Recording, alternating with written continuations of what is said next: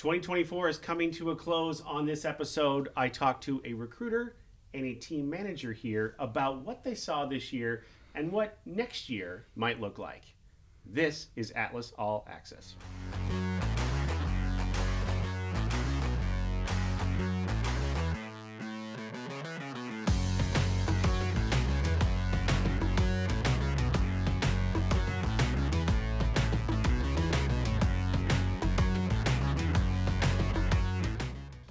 All right, recruiter Josh Rivera, and then manager Ashley Patton. Welcome. Hello. I don't know if you guys have been together on the show here before, maybe individually, maybe. It's my first time on the show. No, that's not real. It is real. Really? I promise. All right, well, let's jump right in. So you've been recruiting with us for how long? Since the beginning of 2022. So almost 3 years now. Almost 3 years. And then you've been with us for 7 years? Yeah. I started off as a recruiter, now as a team manager. Team manager for the past three or 4 years? Yeah, 3 or 4. Somewhere in there. So let's talk about specifically this year right now. Like, what trends did you see this year that you think are relevant, especially in a year where things were maybe a little more difficult? Are there any trends that stick out in your head like, well, that's interesting. I didn't anticipate that. I will say between like MedSurg and PCU type needs, those are definitely spiking across the nation. And there's a lot of other random kind of smaller cities that people don't think about going that are showing more and more needs. I think that's interesting because that came up during the pandemic, right? More hospitals use travelers than ever before. And I've said on stage and in phone calls and in investor calls that they can't put the toothpaste back in the tube, right? Once they realize how useful a traveler could be for them, they're going to use them more. So I think that's a positive thing. The benefit is they get to meet their staffing ratios. They get to help their current nurses with possibly having a little smaller patient ratios.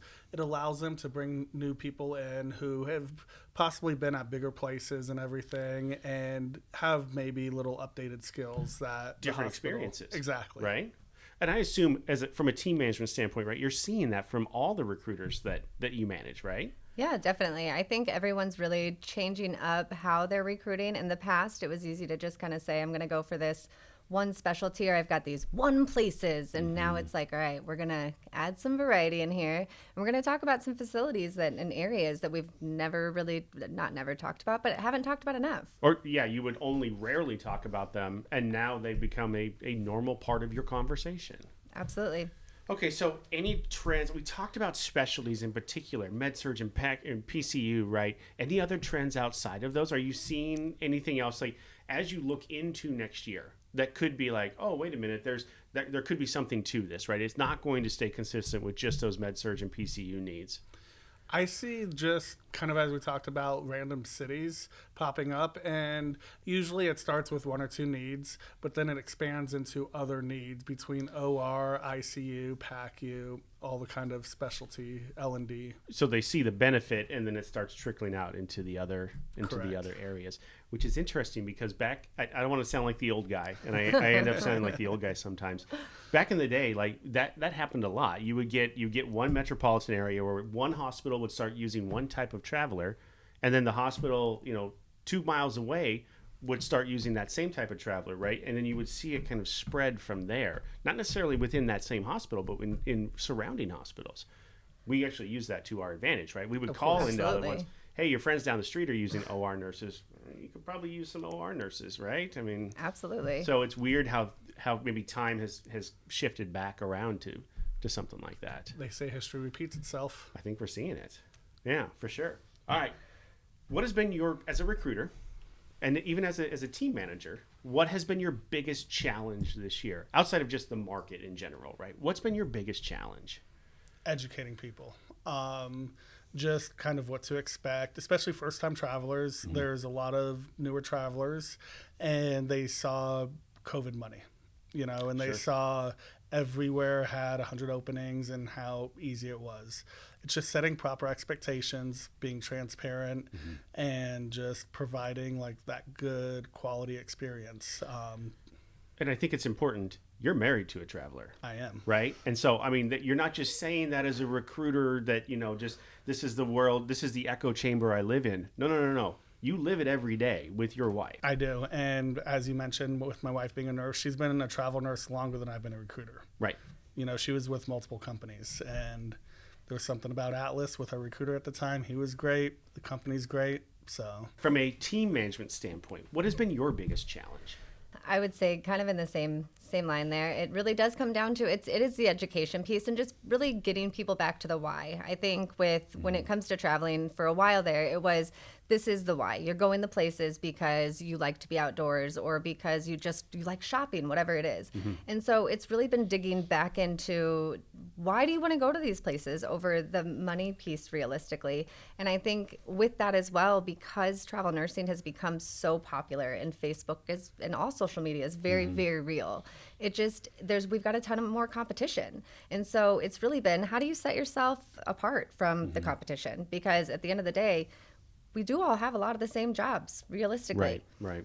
But for us, I think the great thing is like being able to just work with, how do you connect with your travelers more? How do you make it an experience? Because at the end of the day, to me, and I think for most of us, it's a team experience and it's about getting there. And so I think that's been it, is just kind of navigating back to that and getting back into the relationship. I was going to say, but kind of what you said about a lot of places have the same jobs. They do, but not everywhere has the same experience. You know, between the relationships that you have with the recruiters, the relationships that you build with compliance specialists, and just the transparency. You know, a lot of people are afraid of the unknown, and being able to kind of guide them and walk with them through those steps, whether, you know, they're on baby step 1 or they're running marathons, being able to meet them where they're at.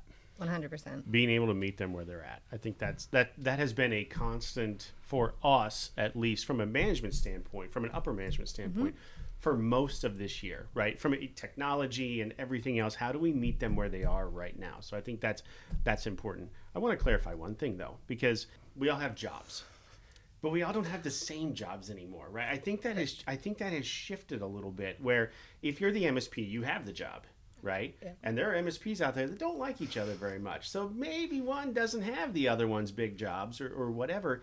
And unless you're a company that has tier 1 status with all those MSPs and don't have an MSP of your own, then you may not have those jobs necessarily. So that market is going to get tighter along the way. Which I think is a huge benefit that we've had, is just maintaining our tier 1 status and being, and that is something that it's a huge benefit. The relationships that we build with our partners and just making it so that we have an understanding of like what their needs are and being able to also meet them with their needs. That's absolutely true as well. Yeah, we're meeting the MSP where they're at as well. Compliance and accounting and all of those pieces that fit into place are very important to them. Absolutely. And I think just with having OTE out there, it's a great platform for our travelers to be able to go in, see what they have for files that they need to get done and do everything. You could even check your time there if you want to. So uploading documents yourself, like that was something that was a goal of ours for many years, and there just wasn't a product like that. And is OTE perfect? No. Is there a perfect product out there? No, there isn't. No. And if there was, we'd certainly try to implement it, but there really isn't. And so being able to do some of that self-service stuff yourself at your leisure when you have time, rather than when your recruiter is available or whatever, I think is super important, is meeting them where they are. Absolutely. I think even with the addition of Paycom and everyone being able to go in, see what your paycheck's going to be like, and if it seems like something's off, like that's your opportunity to address it before it comes through. So I am not organized like that whatsoever. Right? I approve my check every time, every other Monday when it comes up. I push that button. Like I never would have done that before, ever. So I think that's a nice benefit to have. I think it was an unintended benefit, but it totally is a nice benefit to have. It really is. All right, last question. What advice have you given to your travelers? And then what advice are you giving to your recruiters for next year? I think it's just buckle up and be ready for it to come. I think at the end of the day, like you've got to look at the fact that the market is changing. The needs are changing. We've got to remind ourselves that we're trying to fill needs for facilities where they need people. And so just making sure that you're communicating that and saying, hey, let's look at your time off requests. Let's make sure that we're staying competitive and making your profile stand out. Tell me all the really important stuff. Like you said, making sure the profiles are built, because speed to market is the name of the game. Yeah. And honestly, next year is going to be a little different. Not necessarily in a bad way, but right now we're mostly staffing for December and January start dates. I have a nurse who her dream position near Detroit just opened up for a February start date. And I mean, here we are in December. Right. And she's like, is it too soon to submit? I was like, normally yes, but they're looking for literally your exact date. So we got her profile updated and she submitted. I think that's one of the things that I've realized too is, as much as things maybe are going back to the way they used to be, nothing's off the table, right? There have things that have been permanently changed in our industry, and you should expect anything at any time. None of those things are unreasonable anymore. I've seen crazy amount of RTO get approved. Yeah. And RTO is requested time off for those that don't know. That doesn't mean go do it. Exactly. Yeah. But, just work with your recruiter, and your recruiter will work with the client manager, and the client manager knows their facility. And between that, you should be able to get submitted with everything that you would prefer in the quickest amount of time possible. That's very true. You'd hope. I also think at the end of the day, when it really comes down to it for our travelers and coach and working with our recruiters, it really is. It's saying, hey, right now with the way that things are changing, being part of that top tier, like talk about it, because it really does show an advantage. You see the jobs days sooner. There are times when you're tier 2 or tier 3 with our vendors or any vendor, and you don't even see the job. And so it's digging into those things, showing the value and just being prepared with that. And also to an extent, like kind of just figuring out, like, what are you comfortable with acuity? And like, let's talk about what that's going to look like, because there probably is going to be floating involved. Well, there's always floating involved, right? Let's be honest, there always is. Being honest with yourself, right? And having those conversations, and I think that's, to wrap it up, I think that's one of the things that you're not going to have those conversations with a nurse advocate, right? Where you're submitting your profile and you don't necessarily have a true recruiter. You can't have those honest conversations about what acuity levels you're comfortable with, what ratios you're comfortable with, that type of thing. You can't have those conversations. And that's what makes Josh's job more valuable now than ever before. And I don't care how much technology is out there. It doesn't matter. The conversation that he has with his nurse at 8:00 at night that is honest like that is worth more than any amount of technology. Absolutely. And I'll die on that hill. Absolutely. And if it ever gets to the point, I won't be in this industry. It's all about just relationship building and knowing your nurse. And I mean, all of my nurses, I would consider them friends. We send random texts, random memes to each other, random TikToks, all that kind of stuff. Nice. Well, Josh, Ashley, thank you so much. I appreciate it. Yes. Thank you. Let's get together at the end of next year and compare notes and see where we're at. Sounds good. All right? Love it. We'll see you next time.